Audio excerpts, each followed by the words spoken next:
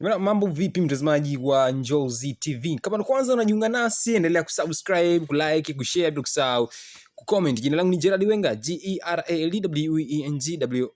Sasa kwenye mitandao ya kijamii pia unanipata kwa jina la Gerald Wenga bana. Baada ya mchezo wa Simba Sports Club dhidi ya timu ya TRA United kukamilika, afisa habari klabu hiyo Ahmed Ali amekemea na kusikitishwa sana na vitendo ambavyo vimeendelea hasa kwa goalkeeper wa Dar es Salaam Young Africans kwa marifari, lakini pia kwa ishara ambazo amekuwa akizitoa ambazo si nzuri. Ahmed Ali huyu hapa, tukamsikiliza ambacho amekizungumza. Kabla ya ratiba, kwanza tunakemea vikali. Nakemea vikali vitendo vya mlinda mlango wa nyuma mwiko kuwadhalilisha waamuzi wetu.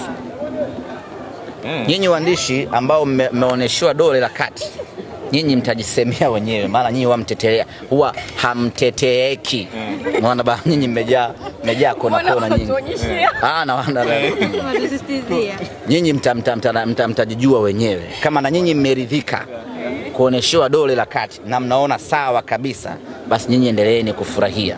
Lakini kama na nyinyi mnajitambua vizuri, mnapaswa kutoa tamko kali la kunaani unyanyasaji wa namna ile. Kama mna chama chenu, kama mna umoja wenu, mnatakiwa mtoe tamko kali la kulaani mara moja vitendo vile, na ikiwezekana kutofanya kazi na watu ambao hawatambui thamani na umuhimu wenu. Lakini kwa waamuzi wetu, kitendo anachokifanya yule bwana kutaka kupigana na waamuzi wetu, kushusha hadhi ya waamuzi wetu, ni kitu ambacho hakikubaliki at any cost.